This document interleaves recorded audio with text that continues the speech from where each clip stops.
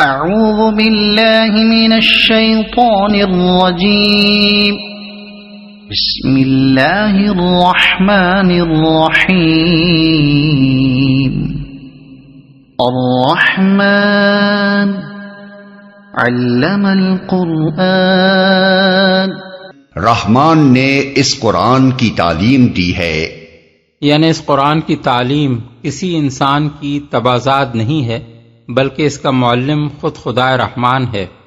اس مقام پر یہ بات بیان کرنے کی حاجت نہیں تھی کہ اللہ نے قرآن کی یہ تعلیم کس کو دی ہے، کیونکہ لوگ اس کو محمد صلی اللہ علیہ وسلم کی زبان سے سن رہے تھے، اس لیے مقتضائے حال سے کلام کا یہ مدعا آپ سے آپ ظاہر ہو رہا تھا کہ یہ تعلیم محمد صلی اللہ علیہ وسلم کو دی گئی ہے۔ آغاز اس فقرے سے کرنے کا پہلا مقصد تو یہی بتانا ہے کہ حضور خود اس کے مصنف نہیں ہیں بلکہ اس تعلیم کا دینے والا اللہ تعالی ہے۔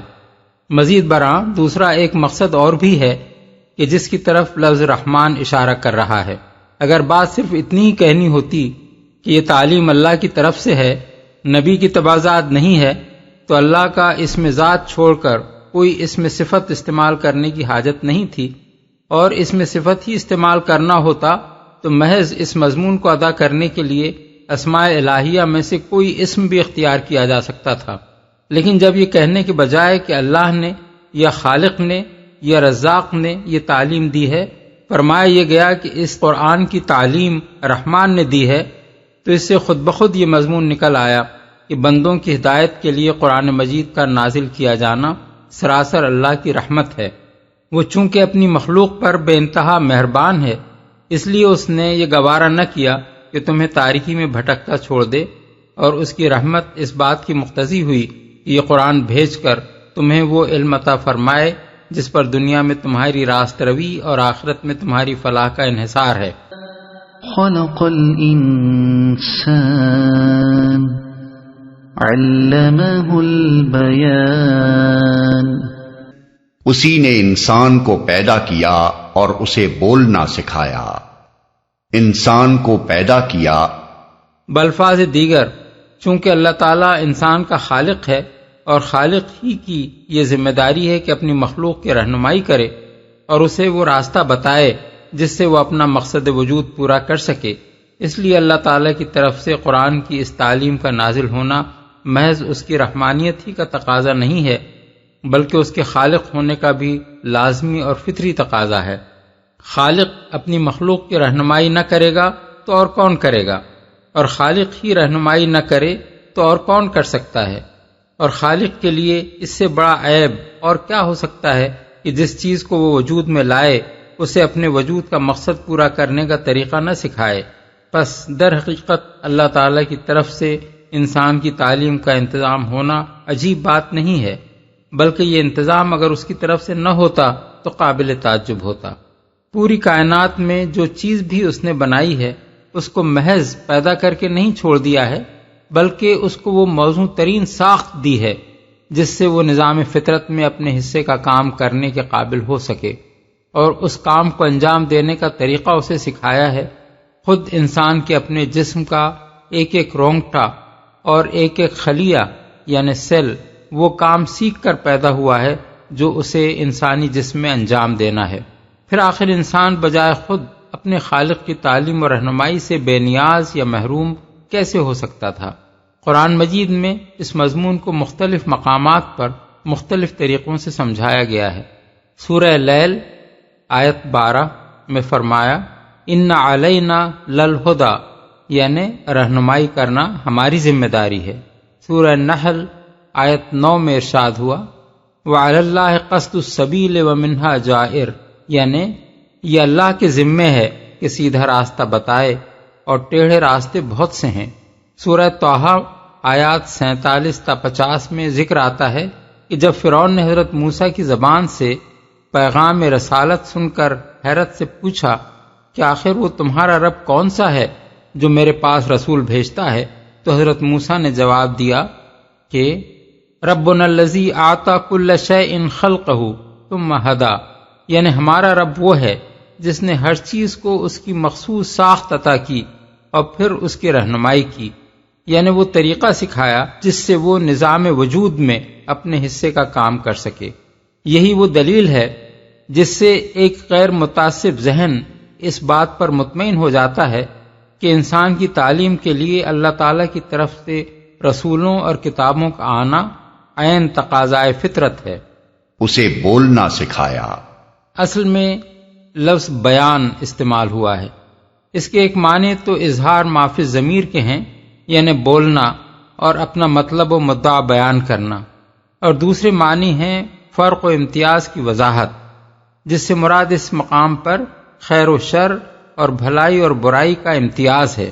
ان دونوں معنوں کے لحاظ سے یہ چھوٹا سا فقرہ اوپر کے استدلال کو مکمل کر دیتا ہے۔ بولنا وہ امتیازی وصف ہے جو انسان کو حیوانات اور دوسری ارضی مخلوقات سے ممیز کرتا ہے۔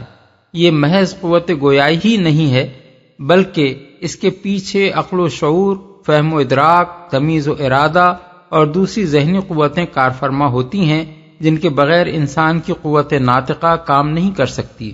اس لیے بولنا دراصل انسان کے ذی شعور اور ذی اختیار مخلوق ہونے کی صریح علامت ہے، اور یہ امتیازی وصف جب اللہ تعالیٰ نے انسان کو عطا فرمایا ہے تو ظاہر ہے کہ اس کے لیے تعلیم کی نوعیت بھی وہ نہیں ہو سکتی جو بے شعور اور بے اختیار مخلوق کی رہنمائی کے لیے موزوں ہے۔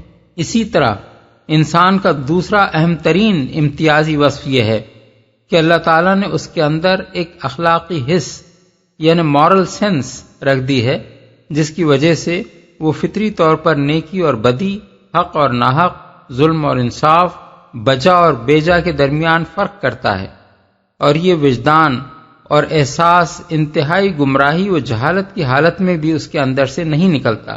ان دونوں امتیازی خصوصیات کا لازمی تقاضا یہ ہے کہ انسان کی شعوری و اختیاری زندگی کے لیے تعلیم کا طریقہ اس پیدائشی طریقے تعلیم سے مختلف ہو جس کے تحت مچھلی کو تیرنا اور پرندے کو اڑنا اور خود انسانی جسم کے اندر پلک کو جھپکنا، آنکھ کو دیکھنا، کان کو سننا اور معدے کو ہضم کرنا سکھایا گیا ہے۔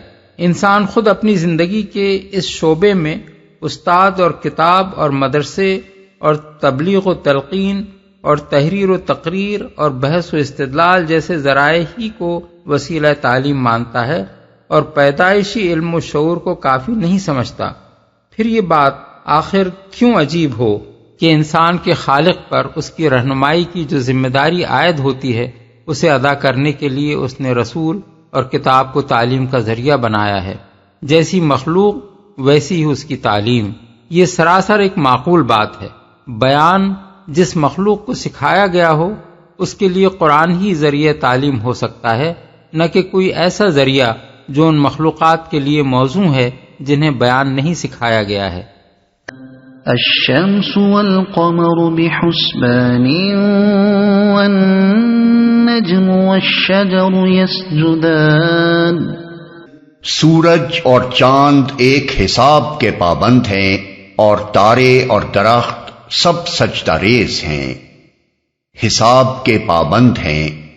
یعنی ایک زبردست قانون اور ایک اٹل ضابطہ ہے جس سے یہ عظیم الشان سیارے بندھے ہوئے ہیں۔ انسان وقت اور دن اور تاریخوں اور فصلوں اور موسموں کا حساب اسی وجہ سے کر رہا ہے کہ سورج کے طلوع و غروب اور مختلف منزلوں سے اس کے گزرنے کا جو قاعدہ مقرر کر دیا گیا ہے اس میں کوئی تغیر رونما نہیں ہوتا۔ زمین پر بے حد و حساب مخلوق زندہ ہی اس وجہ سے ہے کہ سورج اور چاند کو ٹھیک ٹھیک حساب کر کے زمین سے خاص فاصلے پر رکھا گیا ہے، اور اس فاصلے میں کمی و بیشی صحیح ناپ تول سے ایک خاص ترتیب کے ساتھ ہوتی ہے، ورنہ زمین سے ان کا فاصلہ کسی حساب کے بغیر بڑھ یا گھٹ جائے تو یہاں کسی کا جینا ہی ممکن نہ رہے۔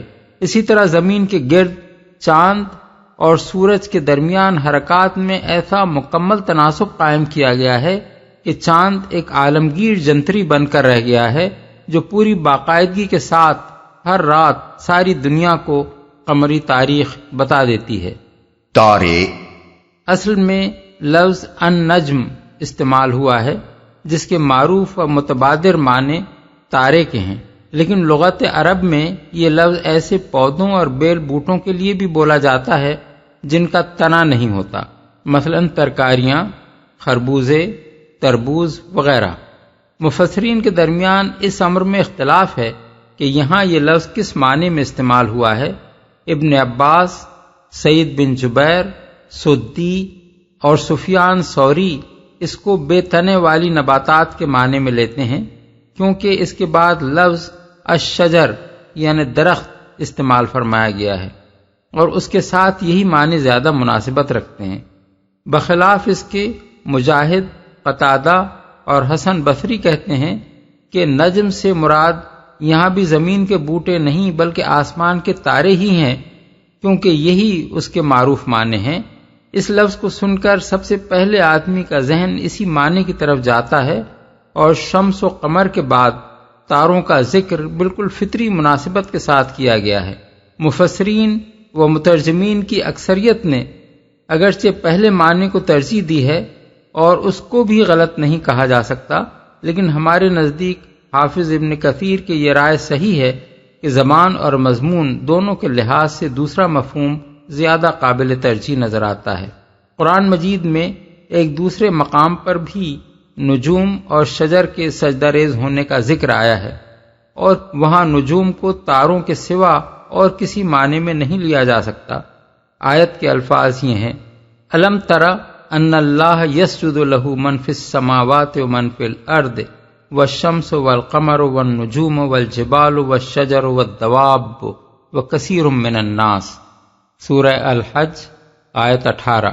یہاں نجوم کا ذکر شمس و قمر کے ساتھ ہے، شجر کا ذکر پہاڑوں اور جانوروں کے ساتھ، اور فرمایا گیا ہے کہ یہ سب اللہ کے آگے سجدہ ریز ہیں۔ سب سجدہ ریز ہیں، یعنی آسمان کے تارے اور زمین کے درخت سب اللہ تعالیٰ کے مطیع فرمان اور اس کے قانون کے پابند ہیں۔ جو ضابطہ ان کے لیے بنا دیا گیا ہے اس سے یکسر منہ تجاوز نہیں کر سکتے۔ ان دونوں آیتوں میں جو کچھ بیان کیا گیا ہے اس سے یہ بتانا مقصود ہے کہ کائنات کا سارا نظام اللہ تعالیٰ کا آفریدہ ہے اور اسی کی اطاعت میں چل رہا ہے۔ زمین سے لے کر آسمانوں تک نہ کوئی خود مختار ہے، نہ کسی اور کی خدائی اس جہان میں چل رہی ہے، نہ خدا کی خدائی میں کسی کا کوئی دخل ہے، اور نہ کسی کا یہ مقام ہے کہ اسے معبود بنایا جائے۔ سب بندے اور غلام ہیں، آقا تنہا ایک رب قدیر ہے، لہذا توحید ہی حق ہے جس کی تعلیم یہ قرآن دے رہا ہے۔ اس کو چھوڑ کر جو شخص بھی شرک یا کفر کر رہا ہے وہ دراصل کائنات کے پورے نظام سے برسر پیکار ہے۔ والسماء رفعها ووضع الميزان، آسمان کو اس نے بلند کیا اور میزان قائم کر دی۔ قریب تمام مفسرین نے یہاں میزان یعنی ترازو سے مراد عدل لیا ہے، اور میزان قائم کرنے کا مطلب یہ بیان کیا ہے کہ اللہ تعالیٰ نے کائنات کے اس پورے نظام کو عدل پر قائم کیا ہے۔ یہ بے حد و حساب تارے اور سیارے جو فضا میں گھوم رہے ہیں، یہ عظیم الشان قوتیں جو اس عالم میں کام کر رہی ہیں، اور یہ لاتعداد مخلوقات اور اشیاء جو اس جہان میں پائی جاتی ہیں، ان سب کے درمیان اگر کمال درجے کا عدل و توازن نہ قائم کیا گیا ہوتا تو یہ کارگاہ ہستی ایک لمحے کے لیے بھی نہ چل سکتی تھی۔ خود اس زمین پر کروڑوں برس سے ہوا اور پانی اور خشکی میں جو مخلوقات موجود ہیں انہی کو دیکھ لیجئے۔ ان کی زندگی اسی لیے تو برقرار ہے کہ ان کے اسباب حیات میں پورا عدل اور توازن پایا جاتا ہے، ورنہ ان اسباب میں ذرہ برابر بھی بے اعتدالی پیدا ہو جائے تو یہاں زندگی کا نام و نشان تک باقی نہ رہے۔ أَلَّا تَطْغَوْا فِي الْمِيزَانِ وَأَقِيمُوا الْوَزْنَ بِالْقِسْطِ وَلَا تُخْسِرُوا الْمِيزَانَ وَالْأَرْضَ وَضَعَهَا لِلْأَنَامِ۔ اس کا تقاضا یہ ہے کہ تم میزان میں خلل نہ ڈالو، انصاف کے ساتھ ٹھیک ٹھیک تولو اور ترازو میں ڈنڈی نہ مارو۔ یعنی چونکہ تم ایک متوازن کائنات میں رہتے ہو جس کا سارا نظام عدل پر قائم کیا گیا ہے، اس لیے تمہیں بھی عدل پر قائم ہونا چاہیے۔ جس دائرے میں تمہیں اختیار دیا گیا ہے اس میں اگر تم بے انصافی کرو گے اور جن حقداروں کے حقوق تمہارے ہاتھ میں دیے گئے ہیں، اگر تم ان کے حق مارو گے تو یہ فطرت کائنات سے تمہاری بغاوت ہوگی۔ اس کائنات کی فطرت ظلم و بے انصافی اور حق ماری کو قبول نہیں کرتی۔ یہاں ایک بڑا ظلم تو درکنار، ترازو میں ڈنڈی مار کر اگر کوئی شخص خریدار کے حصے کی ایک تولہ بھر چیز بھی مار لیتا ہے تو میزان عالم میں خلل برپا کر دیتا ہے۔ یہ قرآن کی تعلیم کا دوسرا اہم حصہ ہے جو ان 3 آیتوں میں بیان کیا گیا ہے۔ پہلی تعلیم ہے توحید اور دوسری تعلیم ہے عدل۔ اس طرح چند مختصر فقروں میں لوگوں کو بتا دیا گیا ہے کہ انسان کی رہنمائی کے لیے خدا رحمان نے جو قرآن بھیجا ہے وہ کیا تعلیم لے کر آیا ہے۔ وَالْأَرْضَ وَضَعَهَا لِلْأَنَامِ فِيهَا فَاكِهَةٌ وَالنَّخْلُ ذَاتُ الْأَكْمَامِ وَالْحَبُّ ذُو الْعَصْفِ وَالرَّيْحَانُ فَبِأَيِّ آلَاءِ رَبِّكُمَا تُكَذِّبَانِ۔ زمین کو اس نے سب مخلوقات کے لیے بنایا، اس میں ہر طرح کے بکثرت لذیذ پھل ہیں، کھجور کے درخت ہیں جن کے پھل غلافوں میں لپٹے ہوئے ہیں، طرح طرح کے غلے ہیں جن میں بھوسا بھی ہوتا ہے اور دانا بھی۔ پس اے جن و انس، تم اپنے رب کی کن کن نعمتوں کو جھٹلاؤ گے؟ زمین کو۔ اب یہاں سے آیت 25 تک اللہ تعالیٰ کی ان نعمتوں اور اس کے ان احسانات اور اس کی قدرت کے ان کرشموں کا ذکر کیا جا رہا ہے جن سے انسان اور جن دونوں متمتع ہو رہے ہیں، اور جن کا فطری اور اخلاقی تقاضا یہ ہے کہ وہ کفر و ایمان کا اختیار رکھنے کے باوجود خود اپنی مرضی سے بطوع و رغبت اپنے رب کی بندگی اور اطاعت کا راستہ اختیار کریں۔ بنایا اصل الفاظ ہیں زمین کو انعام کے لیے وضع کیا۔ وضع کرنے سے مراد ہے تالیف کرنا، بنانا، تیار کرنا، رکھنا، ثبت کرنا، اور انعام عربی زبان میں خلق کے لیے استعمال ہوتا ہے جس میں انسان اور دوسری سب زندہ مخلوقات شامل ہیں۔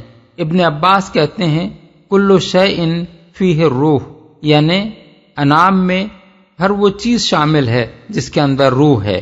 مجاہد اس کے معنی بیان کرتے ہیں خلائق، قتادہ، ابن زیب اور شعبی کہتے ہیں کہ سب جاندار انعام ہیں۔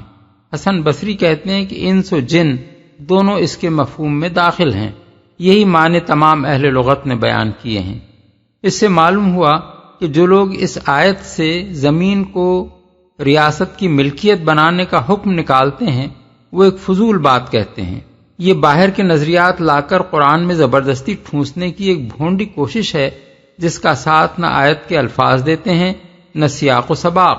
انعام صرف انسانی معاشرے کو نہیں کہتے بلکہ زمین کی دوسری مخلوقات بھی اس میں شامل ہیں، اور زمین کو انعام کے لیے وضع کرنے کا مطلب یہ نہیں ہے کہ وہ سب کی مشترک ملکیت ہو، اور سیاق عبارت بھی یہ نہیں بتا رہا ہے کہ کلام کا مدعا اس جگہ کوئی معاشی ضابطہ بیان کرنا ہے۔ یہاں تو مقصود دراصل یہ بتانا ہے کہ اللہ تعالیٰ نے اس زمین کو اس طرح بنایا اور تیار کر دیا کہ یہ قسم قسم کی زندہ مخلوقات کے لیے رہنے بسنے اور زندگی بسر کرنے کے قابل ہو گئی۔ یہ آپ سے آپ ایسی نہیں ہو گئی ہے، خالق کے بنانے سے ایسی بنی ہے۔ اس نے اپنی حکمت سے اس کو ایسی جگہ رکھا اور ایسے حالات اس میں پیدا کیے جن سے یہاں زندہ انواع کا رہنا ممکن ہوا۔ اور دانا بھی، یعنی آدمیوں کے لیے دانا اور جانوروں کے لیے چارہ۔ کن کن نعمتوں کو؟ اصل میں لفظ اعلیٰ استعمال ہوا ہے جسے آگے کی آیتوں میں بار بار دہرایا گیا ہے، اور ہم نے مختلف مقامات پر اس کا مفہوم مختلف الفاظ میں ادا کیا ہے۔ اس لیے آغاز ہی میں یہ سمجھ لینا چاہیے کہ اس لفظ میں معنی کی کتنی وسعت ہے اور اس میں کیا کیا مفہومات شامل ہیں۔ اعلیٰ کے معنی اہل لغت اور اہل تفسیر نے بالعموم نعمتوں کے بیان کیے ہیں۔ تمام مترجمین نے بھی یہی اس لفظ کا ترجمہ کیا ہے، اور یہی معنی ابن عباس، قتادہ اور حسن بصری سے منقول ہیں۔ سب سے بڑی دلیل اس معنی کے صحیح ہونے کی یہ ہے کہ خود نبی صلی اللہ علیہ وسلم نے جنوں کے اس قول کو نقل فرمایا ہے کہ وہ اس آیت کو سن کر بار بار لا بشیء من نعمک ربنا نکذب کہتے تھے۔ لہذا زمانہ حال کے بعض محققین کی اس رائے سے ہمیں اتفاق نہیں ہے کہ اعلیٰ نعمتوں کے معنی میں سرے سے استعمال ہی نہیں ہوتا۔ دوسرے معنی اس لفظ کے قدرت اور عجائب قدرت یا کمالات قدرت ہیں۔ ابن جریر طبری نے ابن زید کا قول نقل کیا ہے کہ فَبِأَيِّ آلَاءِ رَبِّكُمَا کے معنی ہیں فَبِأَيِّ قدرت اللہ۔ ابن جریر نے خود بھی آیات 37 اور 38 کی تفسیر میں اعلیٰ کو قدرت کے معنی میں لیا ہے۔ امام رازی نے بھی آیات 14، 15 اور 16 کی تفسیر میں لکھا ہے یہ آیات بیان نعمت کے لیے نہیں بلکہ بیان قدرت کے لیے ہیں، اور آیات 22 اور 23 کی تفسیر میں وہ فرماتے ہیں یہ اللہ تعالیٰ کے عجائب قدرت کے بیان میں ہے نہ کہ نعمتوں کے بیان میں۔ اس کے تیسرے معنی ہیں خوبیاں، اوصاف حمیدہ اور کمالات و فضائل۔ اس معنی کو اہل لغت اور اہل تفسیر نے بیان نہیں کیا ہے، مگر اشعار عرب میں یہ لفظ کثرت سے اس معنی میں استعمال ہوا ہے۔ نابغہ کہتا ہے ہم الملوک و ابناء الملوک لہم فضل علی الناس فی الآلاء والنعم، یعنی وہ بادشاہ اور شہزادے ہیں، ان کو لوگوں پر اپنی خوبیوں اور نعمتوں میں فضیلت حاصل ہے۔ محلحل اپنے بھائی کلیب کے مرثیے میں کہتا ہے الحزم والعزم کانا من طبائعہ ما کل آلائہ یا قوم احصیہا، یعنی حزم اور عزم اس کے اوصاف میں سے تھے، لوگوں میں اس کی ساری خوبیاں شمار نہیں کر رہا ہوں۔ فضالہ بن زید المادوانی غریبی کی برائیاں بیان کرتے ہوئے کہتا ہے کہ غریب اچھا کام بھی کرے تو برا بنتا ہے، اور وَتُحْمَدُ آلاء البخیل المدرہم، یعنی مالدار بخیل کے کمالات کی تعریف کی جاتی ہے۔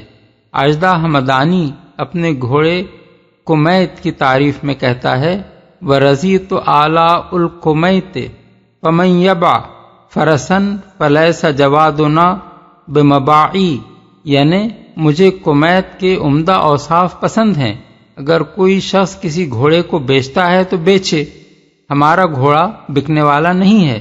حماسہ کا ایک شاعر جس کا نام ابو تمام نے نہیں لیا ہے، ولید بن ادہم کے اقتدار کا مرثیہ کہتا ہے اذا ممرؤ اسنا بآلاء میت فلا یبعد اللہ الولید بن ادہما، یعنی جب بھی کوئی شخص کسی مرنے والے کی خوبیاں بیان کرے تو خدا نہ کرے کہ ولید بن ادہم اس موقع پر فراموش ہو۔ فما کان مفراحا اذا الخیر مسہ ولا کان منانا اذا ہوا انعما، یعنی اس پر اچھے حالات آتے تو پھولتا نہ تھا، اور کسی پر احسان کرتا تو جتاتا نہ تھا۔ طرفہ ایک شخص کی تعریف میں کہتا ہے کامل یجمع آلاء الفتى نبہ سید و سادات خدم، یعنی وہ کامل اور جوان مردی کے اوصاف کا جامع ہے، شریف ہے، سرداروں کا سردار، دریا دل۔ ان شواہد و نظائر کو نگاہ میں رکھ کر ہم نے لفظ اعلیٰ کو اس کے وسیع معنی میں لیا ہے، اور ہر جگہ موقع و محل کے لحاظ سے اس کے جو معنی مناسب تر نظر آئے ہیں وہی ترجمے میں درج کر دیے ہیں۔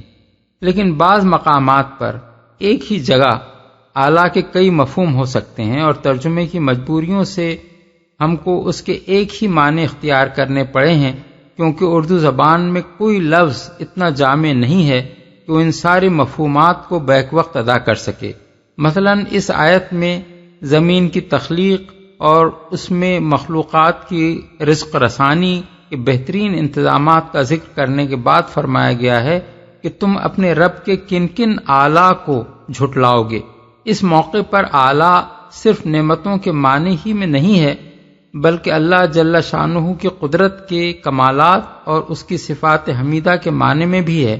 یہ اس کی قدرت کا کمال ہے کہ اس نے اس کرۂ خاکی کو اس عجیب طریقے سے بنایا کہ اس میں بے شمار اقسام کی زندہ مخلوقات رہتی ہیں اور طرح طرح کے پھل اور غلے اس کے اندر پیدا ہوتے ہیں، اور یہ اس کی صفات حمیدہ ہی ہیں کہ اس نے ان مخلوقات کو پیدا کرنے کے ساتھ ساتھ یہاں ان کی پرورش اور رزق رسانی کا بھی انتظام کیا، اور انتظام بھی اس شان کا کہ ان کی خوراک میں نری غذائیت ہی نہیں ہے بلکہ لذت کام و دہن اور ذوق نظر کی بھی ان گنت رعایتیں ہیں۔ اس سلسلے میں اللہ تعالیٰ کی کاریگری کے صرف ایک کمال کی طرف بطور نمونہ اشارہ کیا گیا ہے کہ کھجور کے درختوں میں پھل کس طرح غلافوں میں لپیٹ کر پیدا کیا جاتا ہے۔ اس ایک مثال کو نگاہ میں رکھ کر ذرا دیکھیے کہ کیلے، انار، سنترے، ناریل اور دوسرے پھلوں کے پیکنگ میں آرٹ کے کیسے کیسے کمالات دکھائے گئے ہیں، اور یہ طرح طرح کے غلے اور دالیں اور حبوب جو ہم بے فکری کے ساتھ پکا پکا کر کھاتے ہیں، ان میں سے ہر ایک کو کیسی کیسی نفیس بالوں اور خوشوں کی شکل میں پیک کر کے اور نازک چھلکوں میں لپیٹ کر پیدا کیا جاتا ہے۔ جھٹلاؤ گے۔ جھٹلانے سے مراد وہ متعدد رویے ہیں جو اللہ تعالیٰ کی نعمتوں اور اس کی قدرت کے کرشموں اور اس کی صفات حمیدہ کے معاملے میں لوگ اختیار کرتے ہیں۔ مثلا بعض لوگ سرے سے یہی نہیں مانتے کہ ان ساری چیزوں کا خالق اللہ تعالیٰ ہے۔ ان کا خیال ہے کہ یہ سب کچھ محض مادے کے اتفاقی ہیجان کا نتیجہ ہے، یا ایک حادثہ ہے جس میں کسی حکمت اور سنائی کا کوئی دخل نہیں، یہ کھلی کھلی تکذیب ہے۔ بعض دوسرے لوگ یہ تو تسلیم کرتے ہیں کہ ان چیزوں کا پیدا کرنے والا اللہ ہی ہے، مگر اس کے ساتھ دوسروں کو خدائی میں شریک ٹھہراتے ہیں، اس کی نعمتوں کا شکریہ دوسروں کو ادا کرتے ہیں اور اس کا رزق کھا کر دوسروں کے گن گاتے ہیں۔ یہ تکذیب کی ایک اور شکل ہے۔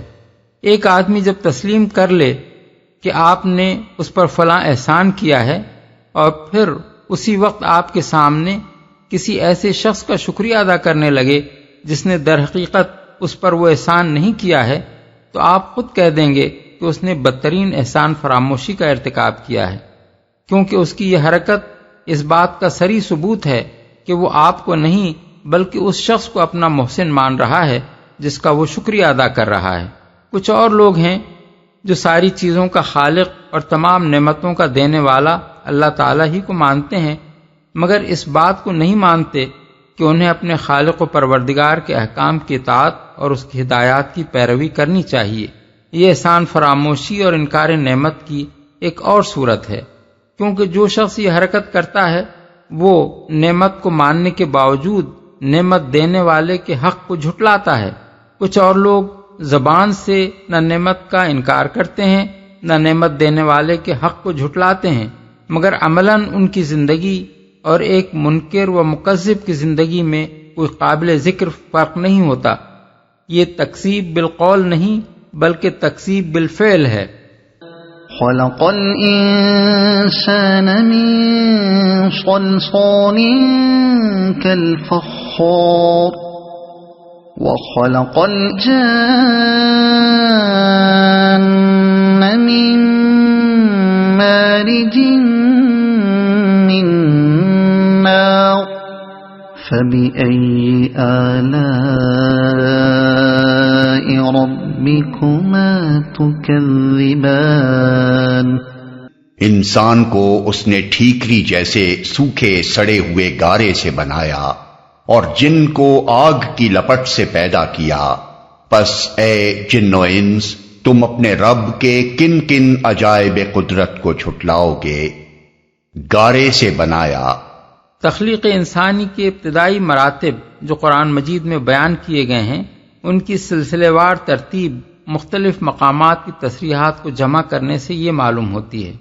نمبر 1 تراب یعنی مٹی یا خاک، نمبر 2 طین یعنی گارا جو مٹی میں پانی ملا کر بنایا جاتا ہے، طین لازب یعنی لیسدار گارا یعنی وہ گارا جس کے اندر کافی دیر تک پڑے رہنے کے باعث لیس پیدا ہو جائے۔ 4 حمیم مسنون یعنی وہ گارا جس کے اندر بو پیدا ہو جائے۔ 5 صلصالم من حمیم مسنون کالفخار، یعنی وہ سڑا ہوا گارا جو سوکھنے کے بعد پکی ہوئی مٹی کے ٹھیکرے جیسا ہو جائے۔ 6 بشر، جو مٹی کی اس آخری صورت سے بنایا گیا جس میں اللہ تعالیٰ نے اپنی خاص روح پھونکی، جس کو فرشتوں سے سجدہ کرایا گیا اور جس کی جنس سے اس کا جوڑا پیدا کیا گیا۔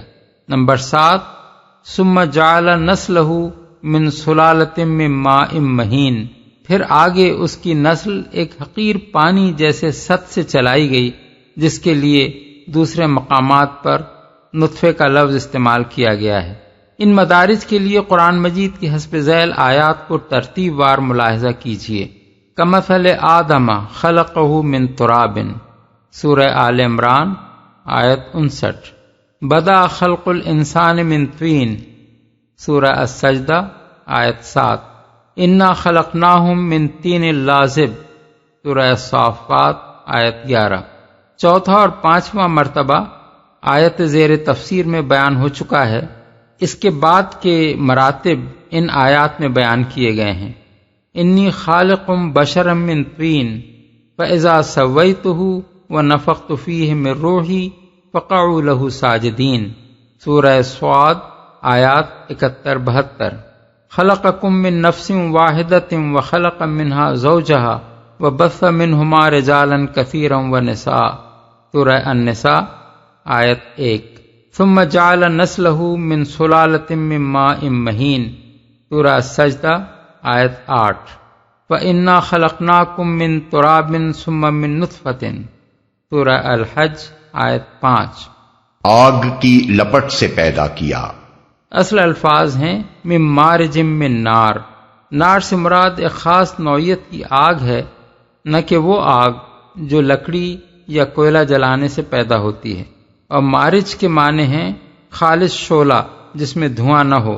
اس ارشاد کا مطلب یہ ہے کہ جس طرح پہلا انسان مٹی سے بنایا گیا، پھر تخلیق کے مختلف مدارج سے گزرتے ہوئے اس کے لبد خاکی نے گوشت پوست کے زندہ بشر کی شکل اختیار کی اور آگے اس کی نسل نطفے سے چلی، اسی طرح پہلا جن خالص آگ کے شعلے یا آگ کی لپٹ سے پیدا کیا گیا اور بعد میں اس کی ذریت سے جنوں کی نسل پیدا ہوئی۔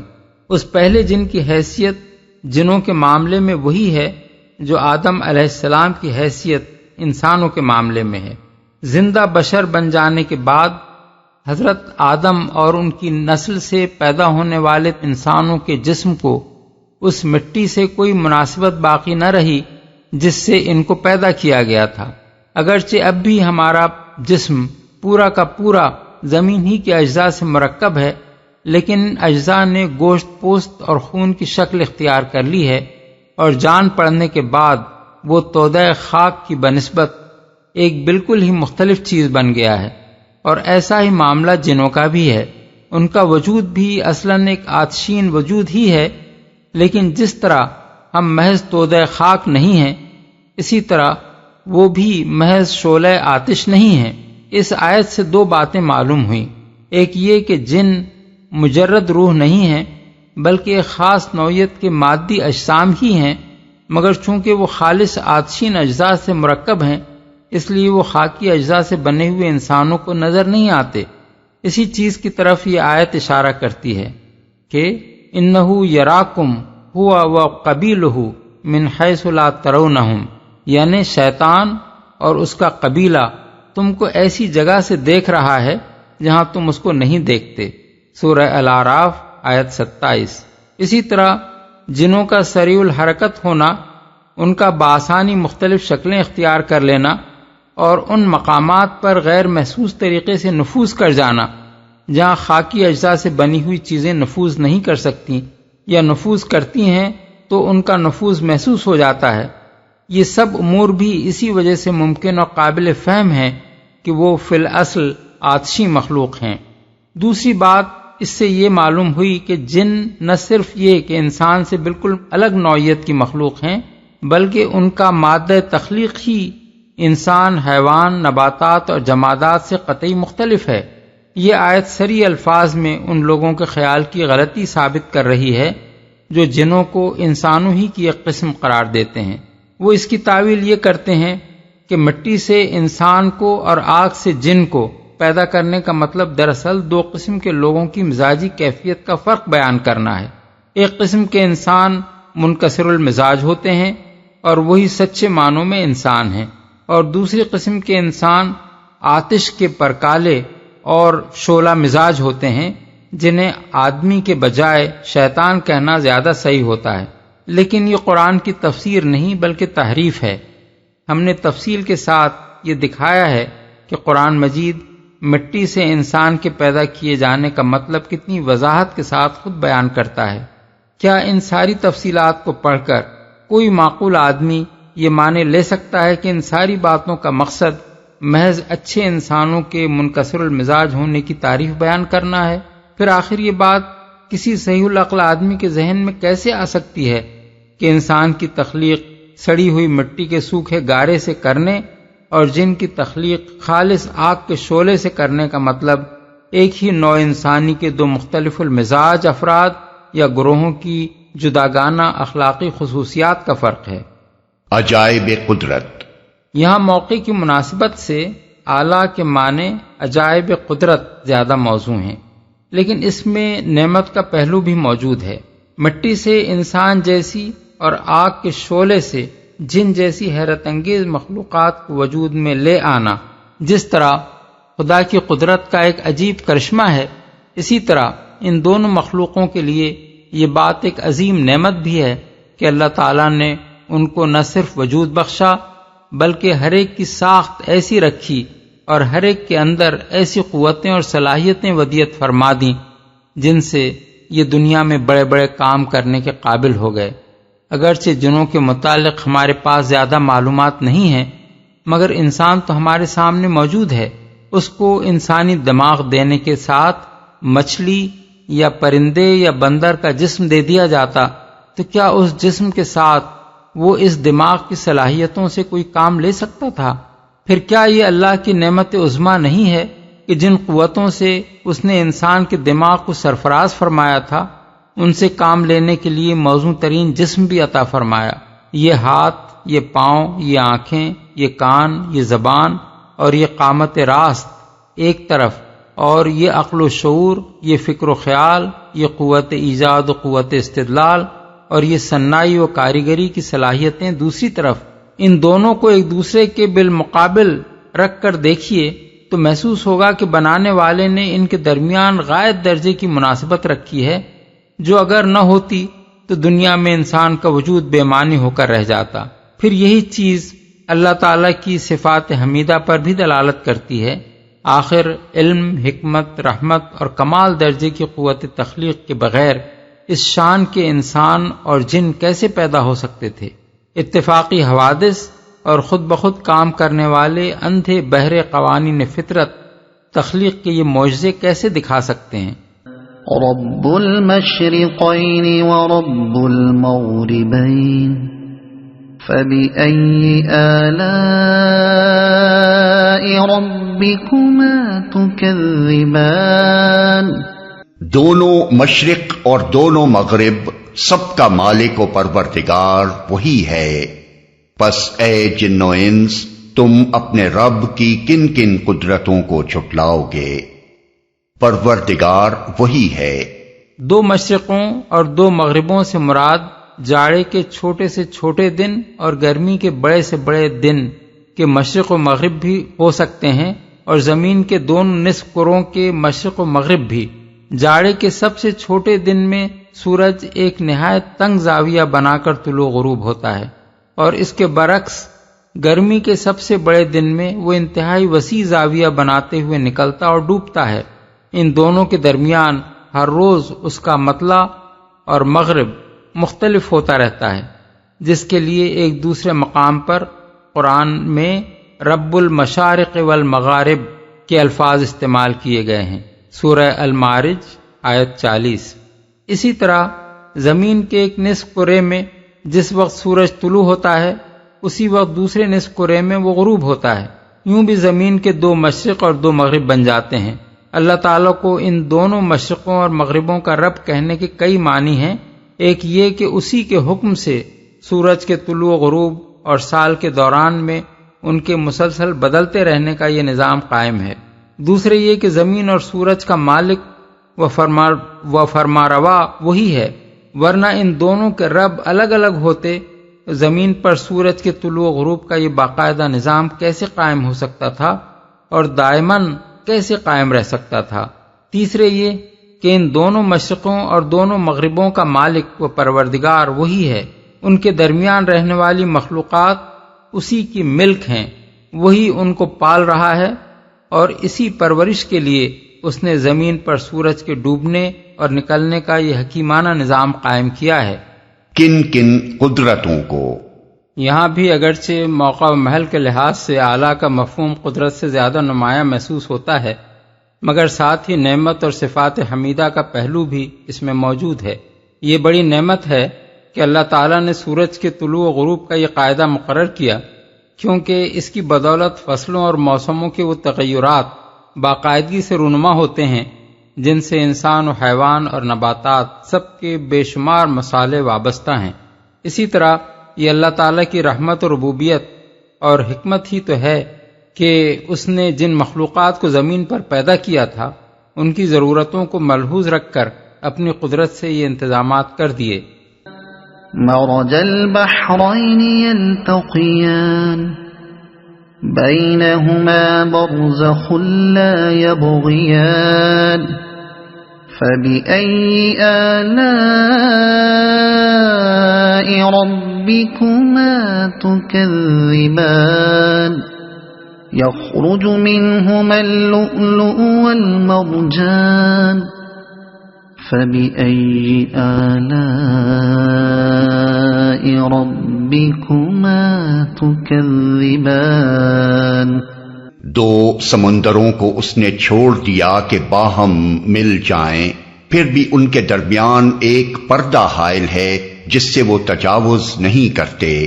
پس اے جن و انس، تم اپنے رب کی قدرت کے کن کن کرشموں کو جھٹلاؤ گے؟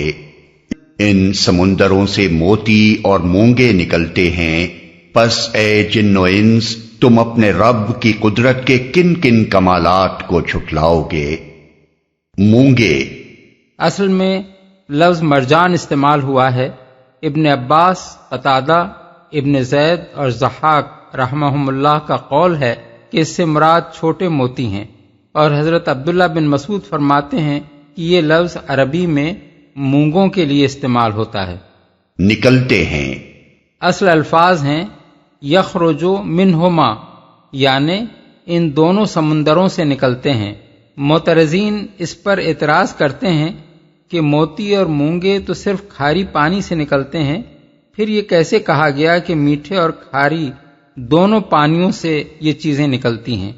اس کا جواب یہ ہے کہ سمندروں میں میٹھا اور کھاری دونوں طرح کا پانی جمع ہو جاتا ہے، اس لیے خواہ یہ کہا جائے کہ دونوں کے مجموعے سے یہ چیزیں نکلتی ہیں یا یہ کہا جائے کہ وہ دونوں پانیوں سے نکلتی ہیں، بات ایک ہی رہتی ہے۔